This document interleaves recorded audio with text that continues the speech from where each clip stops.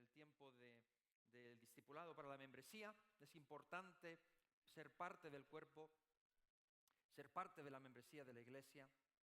Y recuerdo también que continuamos con nuestras reuniones habituales. Los martes a las 8 tenemos culto de oración.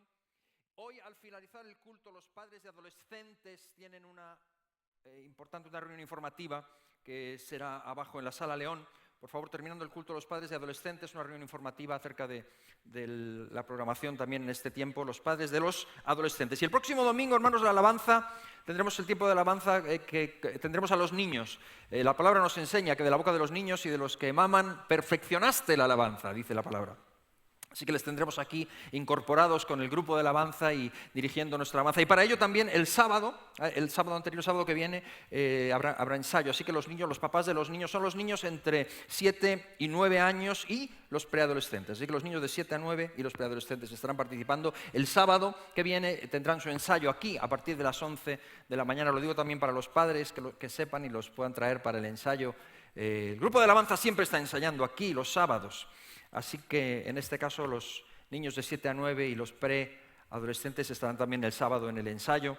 Y así que los papás que tengan que hacer ese tipo de arreglo de transporte para que lo sepan y nos ayuden con esto de manera que podamos ensayar y alabar al Señor con gozo en nuestro corazón el domingo también, como en esta mañana. Gloria a Dios, gloria al Señor. Es una alegría, es un tremendo privilegio poder ser el parte del cuerpo de Cristo. Es un regalo tremendo pertenecer al cuerpo de Cristo. Nuestro lema de este año, Casa de Dios y Puerta del Cielo, que nos habla de la iglesia y que estamos abundando en ello y hablando de ello y cantando de ello, cantaban los jóvenes, somos iglesia, somos tu cuerpo, Señor. Qué grande, qué bueno es esto, cuánta bendición, cuánta libertad, cuánta alegría y cuánto amor. Jamás me acostumbraré al tremendo privilegio que significa ser parte del cuerpo del Señor Jesucristo, ser su iglesia. Y este es nuestro lema. Y hoy lo celebramos con bautismos, que es una integración, un paso de obediencia al Señor y una integración a la iglesia local, algo bíblico, tremendamente bíblico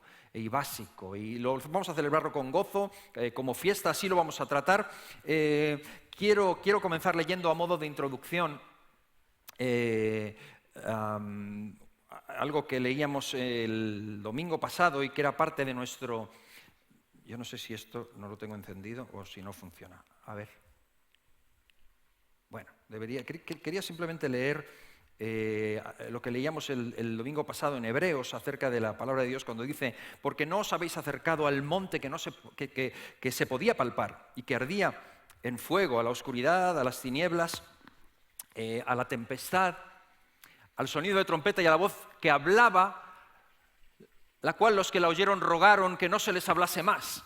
No os habéis acercado a esto, y luego en los versículos siguientes, en el 22, dice: sino que os habéis acercado al monte de Sión, a la ciudad del Dios vivo, Jerusalén la celestial, a la compañía de muchos millares de ángeles, a la congregación de los primogénitos que están inscritos en los cielos, a Dios, el juez de todos, a los espíritus de los justos hechos perfectos, a Jesús, el mediador del nuevo pacto, y a la sangre rociada que habla mejor que la de Abel. Aleluya. ¿Por qué no? Yo sé que, pero vamos, ¿por qué no nos ponemos en pie y oramos, por favor, antes de continuar? Y damos gracias al Señor por su palabra, por este tiempo. Después nos sentamos, vamos a escuchar la palabra del Señor, meditar en ella y luego celebramos los bautismos. Es un día especial y somos iglesia, somos pueblo de Dios. No nos hemos acercado a aquello, nos hemos acercado a esto y es maravilloso. Gracias, Señor, por tu palabra. Gracias, Señor, por el tiempo que podemos pasar juntos. No hay nada como estar en tu presencia, Señor. Gracias por cada persona y cada hombre, cada mujer, cada joven, cada chico, cada chica, niños, niñas, ancianos, adultos, jóvenes, Señor. Gracias por traer a cada uno, independientemente de nuestras circunstancias, del ruido que traemos alrededor nuestro de esta semana, Señor. Aquieta nuestras vidas, aquieta nuestros corazones. Enséñanos, ayúdanos a ver tu iglesia, tu casa, como algo fabuloso, algo maravilloso de lo que formamos parte, algo de lo que no nos avergonzamos, algo de lo que somos parte de una manera sobrenatural y nos sentimos privilegiados de ello. Señor, danos la gracia de ser exactamente lo que quieres que seamos en este tiempo. Gracias, gracias, gracias por este tiempo y por este día en especial, Señor. Gracias por los bautismos, estas personas que están aquí para proclamar sin temor y sin vergüenza que tú eres su Rey, que han decidido hacerte Salvador y Señor de sus vidas. Guárdanos, Señor, y bendícenos en esta mañana. Gracias, Padre. Bendice tu palabra, abre nuestros corazones y oídos. Úngenos, Señor, y glorifícate en el nombre bendito y glorioso de Jesús. Amén Amén, amén. Gracias, hermanos. Vamos a sentarnos. Aleluya, acabo de leer esto de que no nos hemos acercado. ¡Qué gran diferencia! ¡Qué gran diferencia! ¡Qué gran diferencia! No nos hemos acercado a un monte tenebroso en el que todo el mundo temblaba y todo el mundo tenía miedo. No nos hemos acercado a eso, a una voz de ultratumba, a algo intocable y temible, sino que nos hemos acercado a algo maravilloso, a algo de hoy. ¡Qué gran diferencia entre aquello y esto! Y qué error tan grande es tener nostalgia del antiguo pacto y regresar a formas y cosas antiguas que son del Antiguo Testamento. ¡Cuánto error y qué mal! Si este pacto es mucho mejor que aquel. ¡Qué error cuando regresamos a fórmulas y a cosas y a repetir cosas que, como dice Pablo, pueden ser buenas en cuanto a disciplina, en cuanto a simbología, en cuanto a... Está muy bien recordar cierto tipo de cosas y yo soy también muy fan de eso. Pero qué error aferrarnos a cosas que son del Antiguo Pacto y no disfrutar el nuevo que tenemos. Porque es mucho mejor el pacto que tenemos ahora. Es mucho más para hoy, es lo que Jesús hizo. Y yo entiendo la parte romántica, yo entiendo, cuando ver a Moisés, cuando estemos en el cielo, poder hablar con Moisés, con Daniel, gente como David, ¿te imaginas? Con Noé, yo tengo una conversación pendiente con Noé. Y tengo un par de preguntas ahí importantes, de algunas cosas, ¿no? Que a mí me tocan mucho la curiosidad y tremendo, ¿y Sansón? ¿Y Gedeón? Y Daniel en el foso de los leones, José. Escucha. Wow. Va a haber mucho que hablar. Yo al menos. Y entiendo esa parte, pero no me mates. Si van a ser ellos los que van a querer hablar contigo. Van a ser ellos los que van a querer sentarse conmigo y preguntar, oye, ¿cómo lo habéis hecho? Si es la nube de testigos que nos contempla y nos mira y somos parte de algo mucho más grande de lo que podemos imaginar. Ni siquiera sabemos que estamos corriendo en un estadio que está lleno de ojos. Y son ellos los que van a querer saber cómo fue. Un día nos veremos y hablaremos de lo que sucedió y de cómo lo vivimos cada uno, porque ellos saben que este pacto es mucho mejor que aquel. Y dirán, nosotros luchábamos contra una serie de historias y wow, sí, Dios se manifestaba de una manera, pero lo que tuvisteis vosotros. Jesús dijo, muchos anhelan ver, y cosas que los ángeles anhelan mirar en ellas, que no han tenido el privilegio, van a querer hablar contigo. Asegúrate de tener algo que contarles. Asegúrate de tener algo que decirles, porque realmente somos parte de lo mismo que ellos, pero en una versión muy mejorada. Una versión que si no la vivimos a tope es por culpa nuestra. No es porque no tengamos a nuestra disposición los elementos que Dios ha provisto. Jesús murió en la cruz por nosotros. Nos rescató. Tenemos el Santo Espíritu de Dios morando en nosotros. Y eso es más que la bomba atómica. Eso es tremendo y tenemos que ser conscientes del poder que hay en nosotros, del poder transformador y de lo que somos parte. ¿Lo has leído? Hemos sido llamados, somos parte de la Jerusalén celestial. Nos hemos acercado a la compañía de millares y millares de ángeles, que los ángeles que son gregarios de lujo, invisibles, que no los vemos, no se dejan ver. Y cuando extienden sus alas sobre ti y te protegen, y te ayudan y operan y ministran a tu favor, como dice en Hebreos capítulo 1, el último versículo, decimos cosas como, wow, ha sido un día increíble. Decimos cosas como, tuve la sensación de que todo iba a salir bien. Decimos cosas como, no sé de dónde saqué las fuerzas. Somos parte de algo mucho más grande que nosotros y ni siquiera lo sabemos. Y hemos movido montañas antes de saber que podíamos. Somos parte de algo grandísimo. No nos hemos acercado a aquello. Estamos en presencia del Rey de Reyes y nunca menosprecies la Iglesia. Nos hemos acercado a los espíritus de los justos hechos perfectos. ¿Qué es eso? A la compañía de los primogénitos. A Jesús, el mediador del nuevo pacto, y a su sangre rociada que habla mejor que la de Abel. ¡Wow! Ahí es donde estamos. Jamás menosprecies eso, jamás menosprecies la iglesia de Jesucristo, que es una avanzadilla de aquello. Reinaremos con Él. Aún no se ha manifestado totalmente, pero se manifestará. Y cada vez que nos reunimos aquí, hermanos, la iglesia local es una manifestación visible de la iglesia universal y es un milagro. El domingo pasado yo decía, mira al que tienes al lado. Escucha, que estemos aquí. Nos hemos acercado a algo sublime. Cada vez que nos juntamos estamos predicando el Evangelio a principados y potestades. Es un testimonio en esferas espirituales del poder de Dios. Que vosotros dos estéis sentados juntos. Es un milagro. Que estemos aquí adorando a un mismo Dios y proclamando que Él es nuestro Señor. Es un milagro. Hay algo espiritual poderosísimo que sucede cuando nos reunimos. Y hoy, hermanos, yo lo he llamado, el título lo he denominado hacia adentro y hacia afuera. Hay algunos versículos que quiero leer hacia adentro y hacia afuera, muy simplemente, ese es mi bosquejo, dos partes, hacia adentro y hacia afuera. La iglesia tiene una implicación hacia adentro y la iglesia tiene una implicación hacia afuera. Hay muchas cosas que podemos decir de la iglesia, pero yo quisiera centrarme hoy en estos dos puntos y ese simplemente es mi bosquejo en esta mañana, lo interior y lo exterior, o la proyección, el enfoque hacia adentro o hacia dentro y hacia fuera. Así que, y vamos a leer algunos de esos versículos, así que en primer lugar voy con ello hacia adentro y leo 1 Timoteo capítulo 3, versículos del 1 al 5, son instrucciones que Pablo da acerca de cómo deben ser los obispos, aquellos que dirigen la iglesia. Y fíjate, vamos con la parte de hacia adentro, 1 Timoteo 3, del 1 al 5, y después leo los versículos 14 y 15. Dice así, palabra fiel, si alguno anhela obispado, buena obra desea, pero es necesario que el obispo es la palabra griega, es episcopos y tiene que ver con anciano, pastor y anciano, es necesario que sea irreprensible, marido de una sola mujer, sobrio,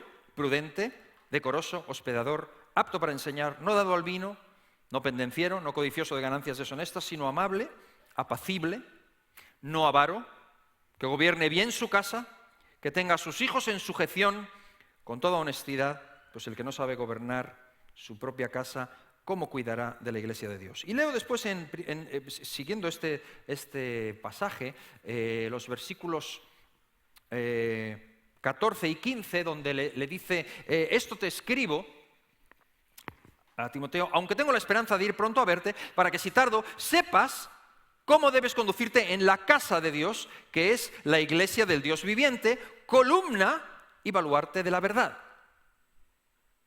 Quiero quedarme, sin desarrollar mucho este versículo, que más adelante en algún momento hablaremos de ello, pero quiero quedarme con lo que está diciendo. Aquí está hablando de los que van a gobernar la iglesia y dice esta expresión, que es con la que me quiero quedar, que gobierne bien su casa. Que gobierne bien su casa. Casa, el griego es oikos, o ikos, como me dice mi correctora.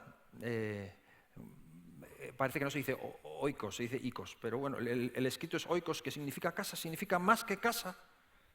Tiene un concepto más amplio, porque no es solamente el edificio, sino que incluye todo lo que tiene que ver con las personas. Y la idea es muy clara, lo que está diciendo Pablo a Timoteo en cuanto a la iglesia, en cuanto al Señor. Dice, aquel que no gobierna bien su oikos, ¿cómo va a gobernar bien la eclesía? En esa implicación me quiero quedar. Y enseguida aclara más adelante en estos versículos que la eclesía, o la eclesia, es también un oikos. Dice, es la casa de Dios. Y esa es la comparación en la que me quiero centrar. La casa de Dios es un oikos, o sea que hacia adentro, habíamos dicho que la iglesia es una asamblea de cristianos, aquellos que son creyentes, un grupo de personas que se reúnen, pero resulta que es más que eso, es una familia. La iglesia es una familia, es una casa, eso es oikos o ikos, eso es una familia, todo lo que tiene que ver con los que moran dentro de esa casa. Entonces, hacia adentro, la iglesia es más que una asamblea de personas, es una familia. Tiene que ver con familia y bautismo, tiene que ver con ser integrados en esa familia.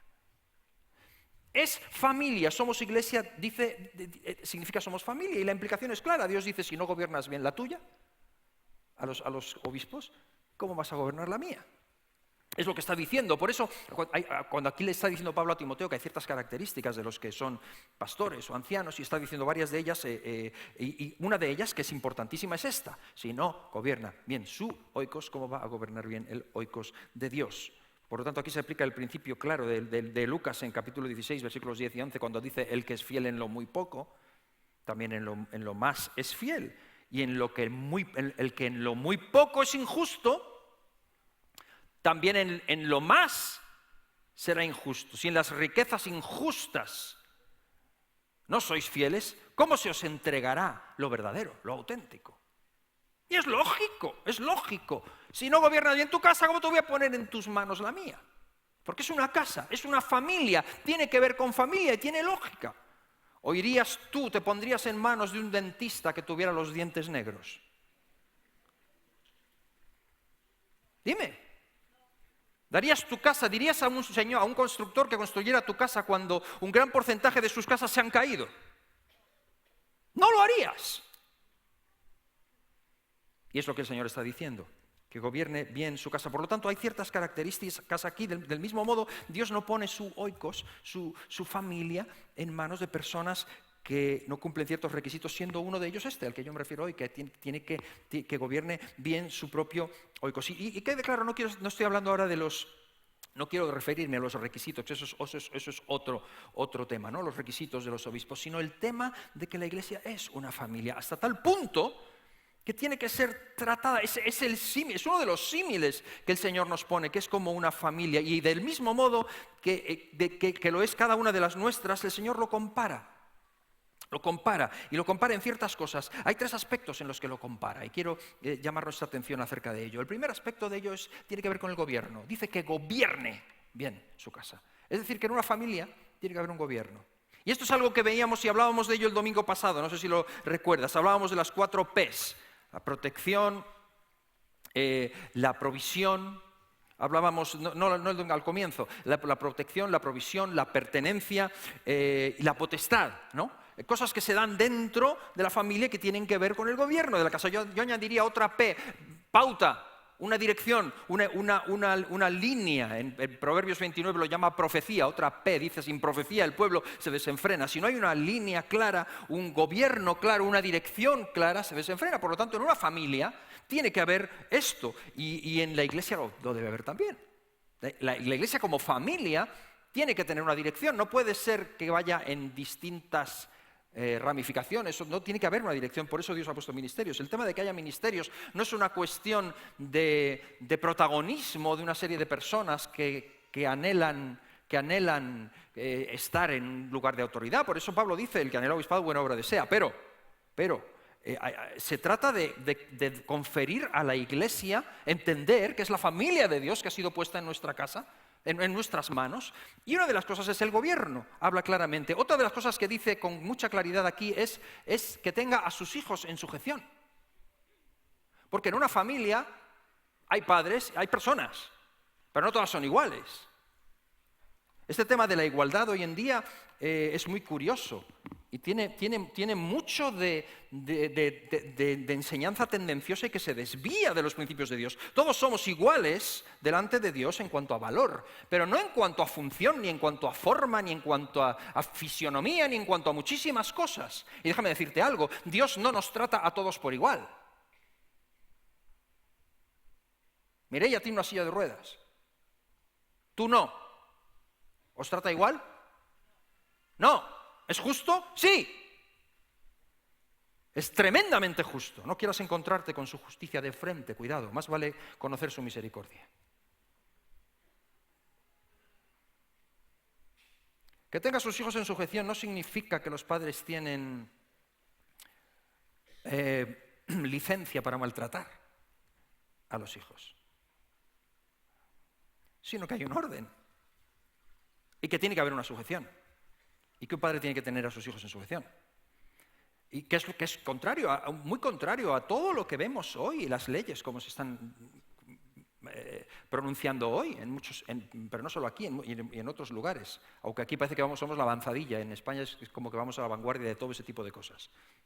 Uno sale fuera y se da cuenta de que el mundo en muchos lugares no es así. y que en muchos lugares todavía la Biblia tiene un peso grande. Que tiene que haber un orden, que tiene que haber, y la palabra dice, el que Dios pone al frente de su oikos, la eclesía, tiene que tener a sus propios hijos en sujeción. Hoy en día se lleva esto de que sea la sociedad la que sujeta o dirige o gobierna a los hijos. La Biblia nos enseña que son los padres. Por eso los presentamos delante del Señor. Por eso los ponemos delante del Señor. Y quiero recordar en este punto que los hijos son un préstamo. No son un regalo eterno para siempre. Son un préstamo en el sentido de la sujeción y en el sentido de la responsabilidad. La sujeción a los padres tiene fecha de caducidad. Y la responsabilidad de los padres tiene fecha de caducidad también. Hay hijos incluso que viviendo en casa de los padres todavía son mayores de edad. Cada país tiene sus leyes. Aquí hay una edad, en otros países es otra. Los judíos a los 12 años les hacen el... ¿Cómo se llama? El bar mitzvah. Y a partir de ahí pasan de la dulce infancia a la vida adulta, laboral. No existe la adolescencia. Ese periodo que se prolonga para hacer lo que uno quiere con todos los derechos y sin ninguna obligación, no existe en algunos sitios. Pasan de la infancia a ser parte de la vida social, laboral. Se acabó. Pero quiero decir, en las casas hay a veces los mismos padres, o sea, no somos guardias civiles y hay muchas cosas de las que uno no es responsable, porque un hijo que tiene uso de razón y que tiene mayoría de edad es responsable delante de Dios de sus actos. Y a veces cuando un hijo comete actos que no son correctos delante de Dios, responderá delante de Dios de ellos. Y un padre no es responsable de eso. De lo que sí es responsable es de decir constantemente la verdad. Y sobre todo, cuando está en tu oikos, tú estableces lo que sucede dentro del oikos o no. Eso tiene que estar claro. Que el gobierno de la casa no es del hijo, sino del padre. Y en ese sentido Dios lo pone muy claro. Y en la casa del Señor es igual. En su oikos, si él dice que no tiene claros estos conceptos de autoridad, no puede gobernar bien, porque la eclesía es un oikos. Y eso no tiene que ver con que uno vale más que otro, sino que con que hay funciones distintas, y Dios así lo ha establecido. Y eso es el orden maravilloso que el Señor pone. Y luego, en tercer lugar, dice que gobierne en su casa, que tenga a los hijos en sujeción, y después dice una tercera frase, con toda honestidad. Con toda honestidad. A esas tres cosas se refiere cuando habla del oikos de Dios, refiriéndose a la familia. Con toda honestidad. Qué grande es esto. Es vital. Estaba mirando en el griego la palabra, esta honestidad es una palabra única, que no aparece mucho. Es una palabra es una palabra que la comentan como es una palabra de gran majestad en el idioma griego. Y lo usan los escritores griegos, lo aplicaban a los dioses, a esos dioses que se dedicaban a impartir justicia. Y que no dejaban pasar ni una, que no andaban con miramientos, que lo que tenía que ser castigado era castigado, lo que era verdad era verdad, eran honestos. Esta palabra se refería a ellos. Y de esto está hablando, para que nos entendamos bien, es todo lo contrario a una palabra que hoy es muy común, que es corrupción. Bueno, pues lo contrario. ¿Sabemos lo que es la corrupción? ¿Alguien sabe lo que es corrupción? Porque es de lo que más se oye hoy. Bueno, pues lo contrario de eso. Alguien que ve lo que ve y lo ve y lo dice y no lo esconde. Lo digo porque muchas veces como padres nos pasa eso también, ¿no? Que somos de una idea hasta que afecta a nuestros hijos y entonces cambiamos de idea y ya toleramos de otra manera porque nos afecta en lo personal. Pero con toda honestidad, porque uno se puede equivocar, pero uno tiene que ser honesto delante de Dios, ¿no? Y en el oikos de Dios dice esto, está hablando de la eclesía, o sea, está hablando de la eclesía, las características de un oikos, de una familia estable. ¿Qué es lo que la iglesia es hacia adentro? Una familia son estas, son un gobierno claro, una sujeción clara, unos conceptos de autoridad claros y una honestidad clara.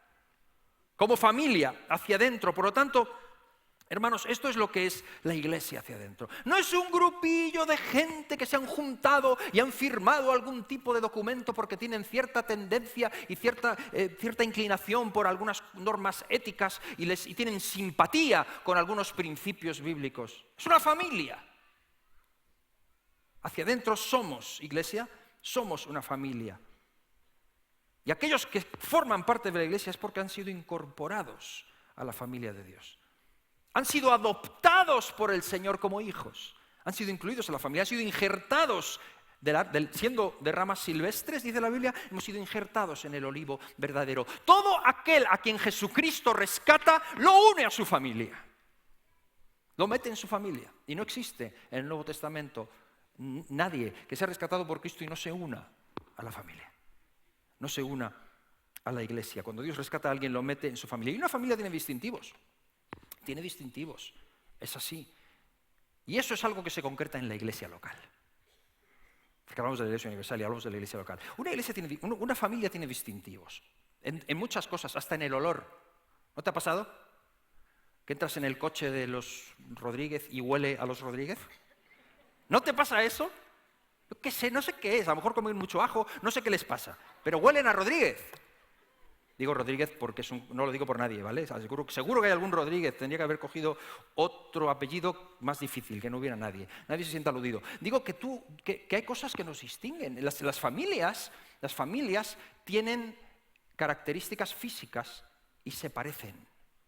¿O no? ¿Tú has visto a los Anchuelos? ¿Todos cortados por el mismo sastre? ¿O no?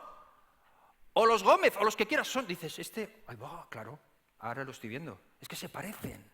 En la familia espiritual también. Y eso sucede en la iglesia local. Tienen ciertos distintivos hasta en formas. ¿Tú no has visto las familias se distinguen por formas muchas veces? Que son muy extrovertidos. Esta familia son todos así. ¿No lo has visto? Que son muy callados. Es que son así. Es que son así. ¿No? Que son muy paletos. Es que son así. Que esta gente son muy listos. Tienen distintivos las familias. Físicos, son blanquitos, son negritos, son amarillitos.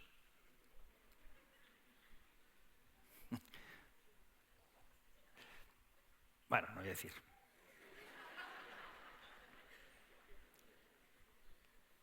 Hay distintivos.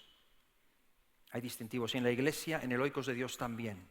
La familia de Dios también. Y en la familia de Dios hay un distintivo concreto, que no voy a entrar en él, pero lo dice en 1 Timoteo, con un evaluarte de la verdad. La verdad es un distintivo nuestro. Tiene que serlo. La verdad, con todo lo que eso implica. La verdad tiene que estar ahí, la verdad nos hace libres.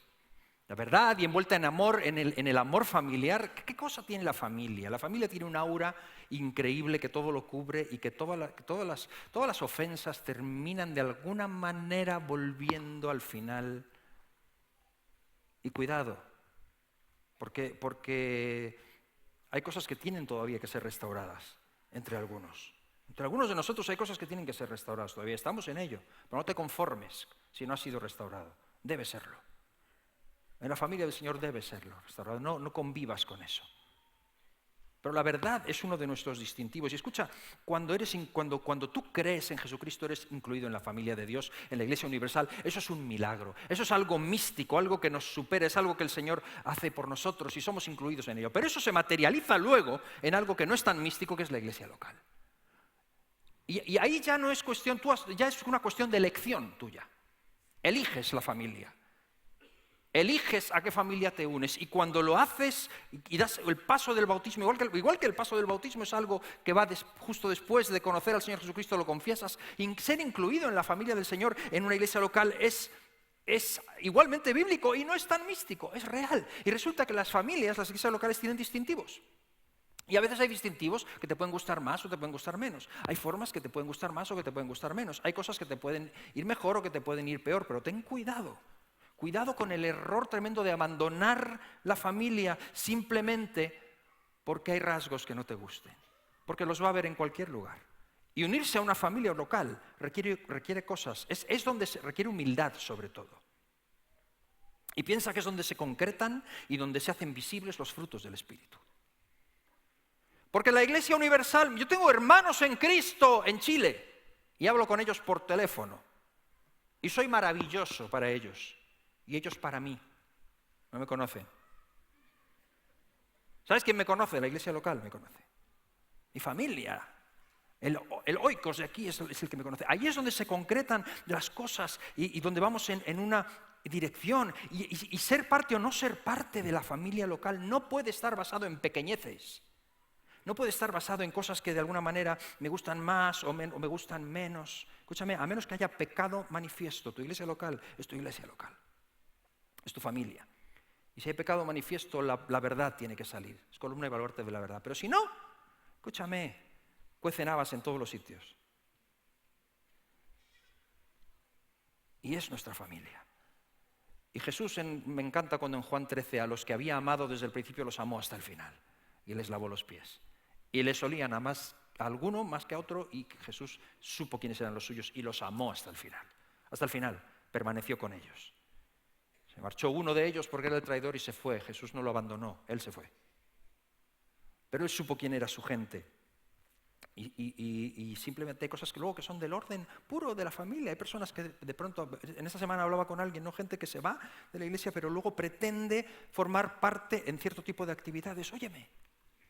O sea, vuelvo a lo mío, ¿no? Mi familia, digo, hay provisión, hay protección, hay pertenencia, todo eso. Hay gente que es invitada, de pronto viene a comer un día. Está bien, viene a comer y es invitada y es parte de ello, pero no vive allí. O sea, puede estar una temporada o puede estar momentos esporádicos o lo que sea, pero la familia es la familia. O sea, que alguien de pronto que no tiene nada que ver con la familia, de pronto se incluye, aparezca ahí todos los días. Es como que, no, yo no quiero saber nada del orden de la familia, no quiero saber nada, pero yo quiero comer flan, que aquí el flan de aquí me gusta. ¿Tú lo permitirías en tu oikos? Tú dirías, oye, por lo menos trae el flan de vez en cuando tú, ¿no? Ok, es una familia. Este concepto tiene que estar muy claro para nosotros y tenemos que saber exactamente, dando por sentado lo que hemos dicho al principio, que formamos parte de algo sublime, espiritual, invisible, que seamos conscientes más de lo invisible que de lo visible y sepamos que hacia adentro la iglesia, el oikos de Dios, la eclesía, es una familia, es más que una asamblea legal ni de otro tipo, es una familia. Entonces, forma parte de la familia, hazte parte de ella, sé parte de ella. Ellos lo van a hacer a través del bautismo, pero no se acaba aquí. Hay grupos de hogar, hay áreas de servicio, hay lugares en los que se desarrollan tus dones y crecen y maduran tus frutos espirituales. Y no sucede escuchando un culto por internet, que está muy bien, pero el oikos, la eclesía, la familia, la iglesia local, es algo que el Señor nos ha regalado, no lo menosprecies nunca. Incluso porque dice que somos piedras vivas y con el roce a veces nos rozamos unos con otros y es parte de ello. Dios obra en ti a través de todo eso. ¿Ok? Así que os estoy preparando ya de entrada para lo que viene, ¿no? Y sigo porque el tiempo pasa hacia afuera, vamos hacia afuera. ¿Qué es la iglesia hacia afuera? Y para ello me gustaría que leyéramos en 2 Corintios 5, del 18 al 20, leo, donde dice, y todo esto proviene de Dios, quien nos reconcilió consigo mismo por Cristo y nos dio el ministerio de la reconciliación, que Dios estaba en Cristo reconciliando consigo al mundo, no tomándoles en cuenta a los hombres sus pecados, y nos encargó a nosotros la palabra de la reconciliación. Así que somos embajadores en nombre de Cristo, como si Dios rogase por medio de nosotros. Os rogamos en nombre de Cristo, reconciliaos con Dios. ¿Qué somos? Somos una embajada. Hacia adentro somos una familia, pero hacia afuera somos una embajada. Somos una embajada y tenemos una labor que cumplir. Y yo estuve mirando esta semana algunas características de una embajada, las digo rápidamente. La primera de ellas, una embajada es una representación del país, de un país, en territorio extranjero. Hermanos, representamos aquí, hacia afuera, representamos los valores del reino. Representamos los valores del reino, no somos una asociación, no somos una ONG, somos una embajada del reino, iglesia, y no nos escondemos por ello. Cuando Hitler se propuso conquistar el mundo y empezó por Alemania, empezó por tratar de doblegar a la iglesia y doblegó a la iglesia. Hizo que la iglesia pusiera la cruz gamada, la bandera y cantara en el himno alemán y Heil Hitler así un minuto antes de cada culto, y él a todo el cuerpo de pastores de la iglesia alemana les hizo acatar las leyes de él y que él era, o sea, lo primero que había que rendir culto era a él y él era el que llevaba la voz cantante y bajo pena de lo que era el Tercer Reich, Hitler. Y a ver quién era el guapo que decía otra cosa. Bueno, pues hubo un grupo de pastores que dijeron otra cosa, al frente de ellos Dietrich Bonhoeffer. ¿Si has oído hablar de él alguna vez? Murió en la Segunda Guerra Mundial, ahorcado con cuerdas de piano. Y muchas cosas en su vida que serían comentables. Pero un teólogo, un hombre de Dios, un hombre que se plantó delante de Hitler y que cuando Hitler le dijo ustedes tienen que acatar lo que dice el Tercer Reich es primero y después es la Iglesia, Bonhoeffer se levantó en aquella reunión y le dijo cara a cara a Hitler: para la Iglesia es inviable, Leo, permitir que el Estado nos dicte lo que podemos o no podemos decir. La Iglesia representa la voz de Dios en el mundo y si el Estado se aparta del camino de Dios, es responsabilidad de la Iglesia levantar la voz y decir algo al respecto, no callar. Y ahí viene la tremenda, famosísima frase de Bonhoeffer: el silencio ante el mal es en sí mismo el mal. Dios no nos tendrá por inocentes. No decir nada ya es decir algo y no hacer nada ya es hacer algo.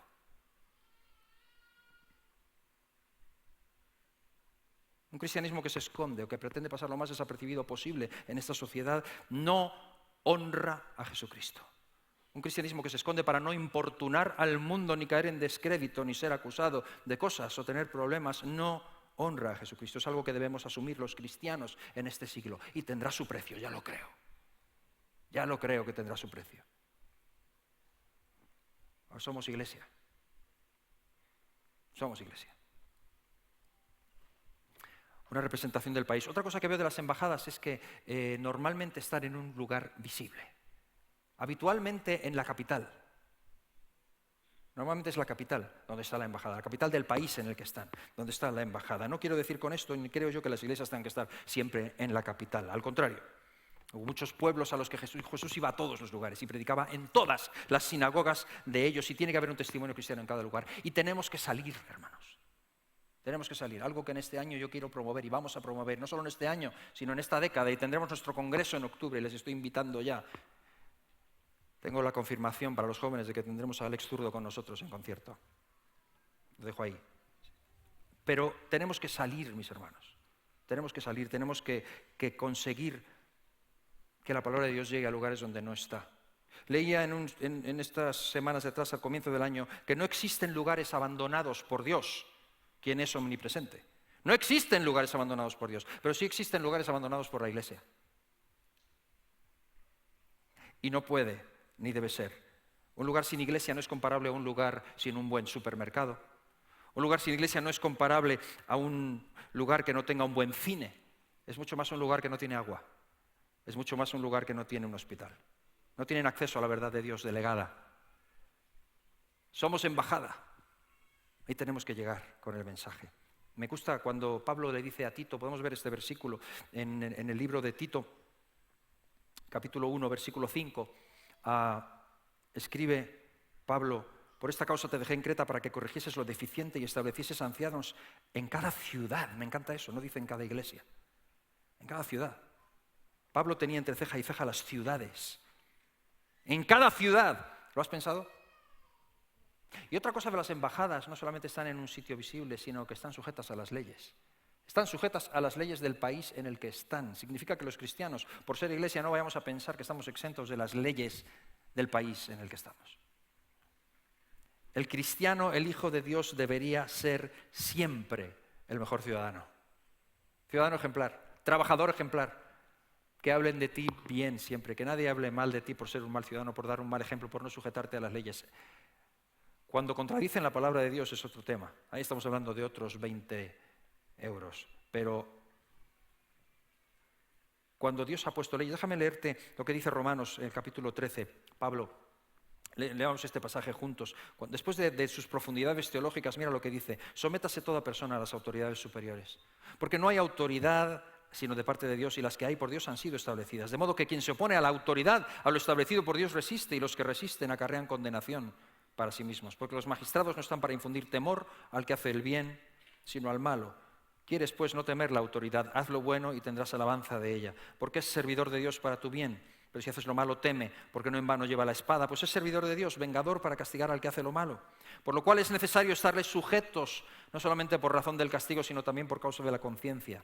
Por esto pagáis también los tributos, porque son servidores de Dios que atienden continuamente a esto mismo. Pagad a todos lo que debéis. Al que tributo, tributo, al que impuesto, impuesto, al que respeto, respeto, al que honra, honra. ¿Cuánto daño hacen al Evangelio, cuánto vituperio al nombre de Cristo quienes se dicen cristianos e infringen las leyes más normales? Como son ladrones, ¿cómo es? El que roba a un ladrón tiene 1000 años de perdón. ¿Dónde está eso? ¿Primera de qué? Me dijo alguien, como dijo Cristo, ayúdate y yo te ayudaré. Y le dije yo, ¿perdona? Luego descubrí que sí, lo dijo Cristo en un libro apócrifo. Está escrito, creo que es en el Evangelio de Tomás, que Jesús dijo, ayúdate y yo te ayudaré. ¡Venga ya!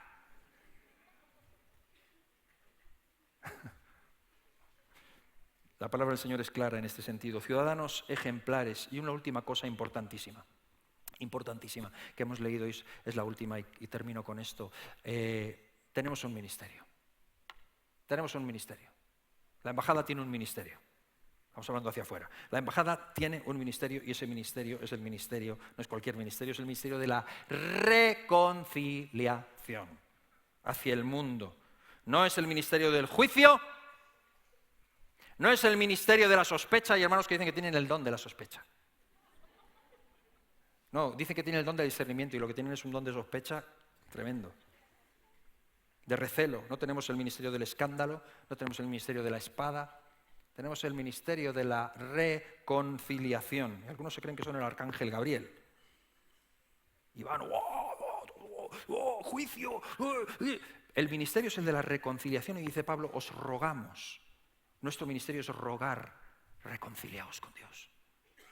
Venimos a buscar reconciliación, no juicio. Son los ángeles los que separarán la cizaña del trigo, no tú.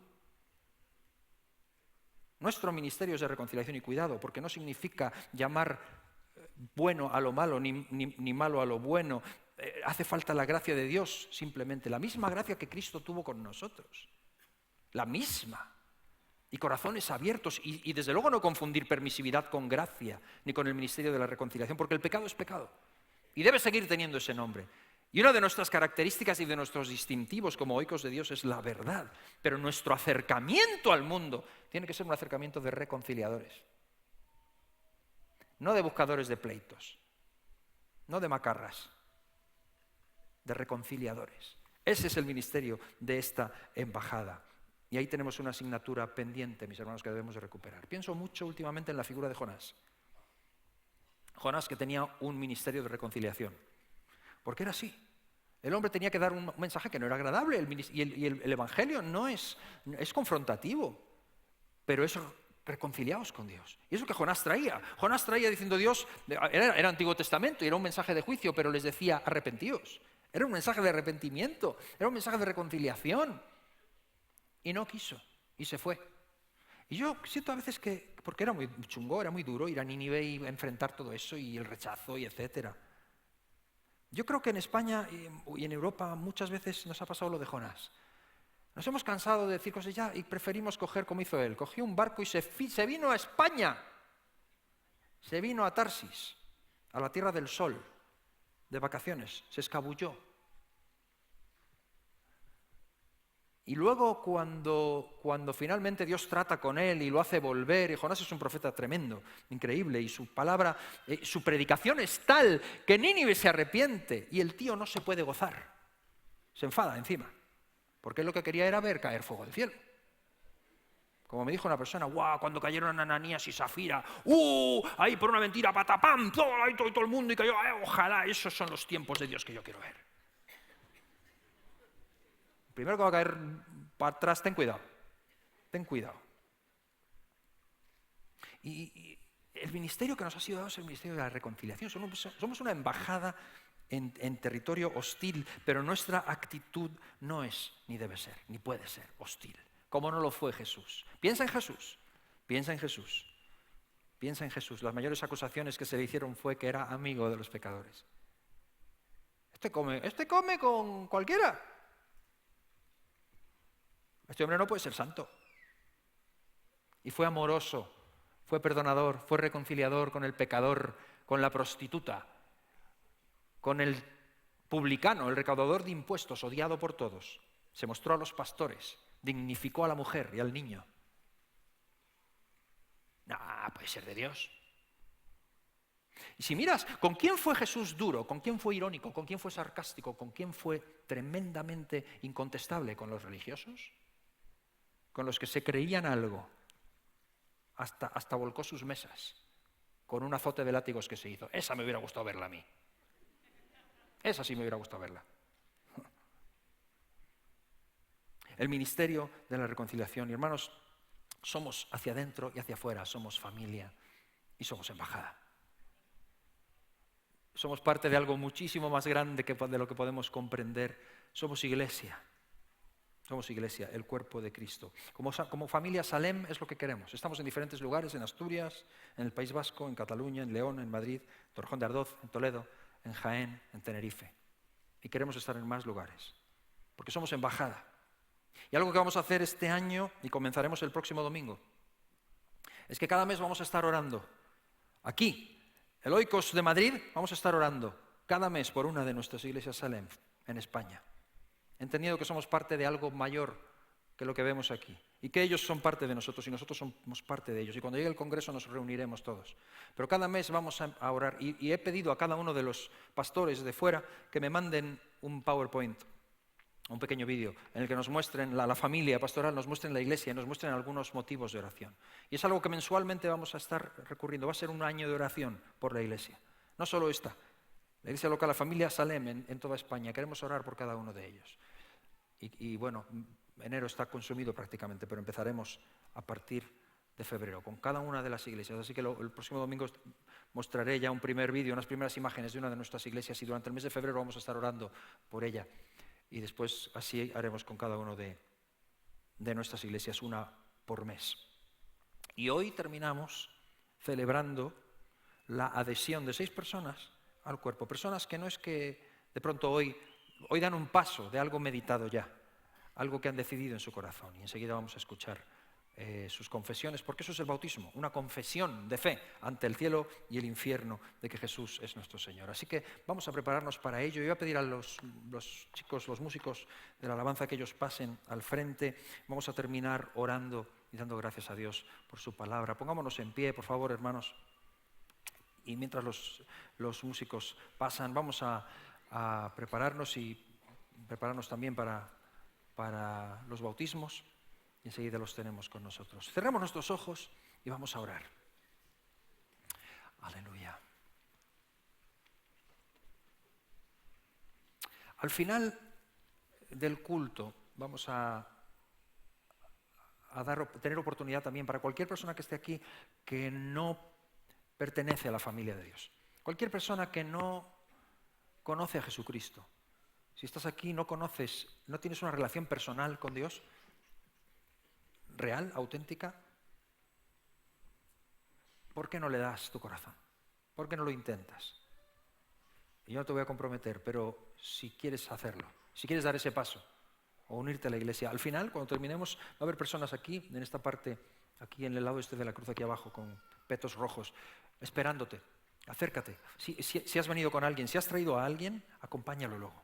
Que venga, que podamos orar. Queremos orar contigo, orar por ti, ayudarte, bendecirte, hacerte un pequeño obsequio y estar cerca de ti. Que puedas ser parte de esta familia, ser parte de la familia de Dios. Conocer a Jesús como tu Señor y tu Salvador personal. No hay nada más grande, no hay nada más importante que eso. Necesitas a Jesús. Necesitas a Jesús. No se sobrevive sin Él. Necesitas nacer de nuevo, como Nicodemo. Vamos a cerrar nuestros ojos y vamos a orar. Si tú estás aquí hoy y no has dado nunca ese paso, este es tu momento. Este es el momento en el que puedes hacerlo. Cierra tus ojos, inclina tu rostro y vamos a orar. Y si este es tu momento, piénsalo. Si es tu momento, cuando terminemos y después de los bautismos, ven, no te vayas, ven con nosotros. Vamos a orar. Señor, gracias. Gracias por tu palabra, gracias porque somos tu iglesia. No porque nos propongamos cosas, sino porque nos has salvado, nos has redimido, nos has reunido en torno a tu nombre, en torno a tu cruz, en torno a tu palabra. Gracias, Señor. Gracias por un amor tan grande, una misericordia tan grande. Y nos has hecho ser familia. Nos has hecho ser familia. Has puesto vínculos inquebrantables entre nosotros que tienen que ver con tu sacrificio, tienen que ver con tu sangre. Son vínculos de sangre, pero es la tuya que nos une y es más potente que cualquier otra cosa, Señor. Y todas nuestras diferencias en ti se allanan. Gracias, Señor, porque podemos ser familia en ti. Y, Señor, gracias porque somos embajada en medio de este mundo. Ayúdanos, Señor, ayúdanos a no perder la perspectiva de la parte exterior, la que va hacia afuera. Y remueve nuestros corazones porque tú llamas a gente de tu familia a salir fuera. A salir fuera, Señor, y a ser embajada en otros lugares también. Llama a personas, Señor, y ayúdanos a ser fieles, a responder a tu llamamiento también. Gracias por nuestras iglesias alrededor de España. Ayúdanos, Señor, a ser familia y a ser embajada. Gracias, Padre. Gracias en este día por los bautismos, porque podemos venir con alegría, Señor, y celebrar la inclusión de personas a tu familia. Y por todas aquellas personas que están aquí y no te conocen, Señor, y luchan por tomar una decisión. Señor, encuéntrate con ellos, que puedan experimentar el nuevo nacimiento, como Jesús dijo a Nicodemo, que vivan la nueva vida en Cristo, sean hechas nuevas criaturas, las cosas viejas pasen y todas sean hechas nuevas. Gracias, Señor, glorifícate, te adoramos, te bendecimos, te damos a ti la honra y la gloria, en el nombre bendito de Jesús. Amén.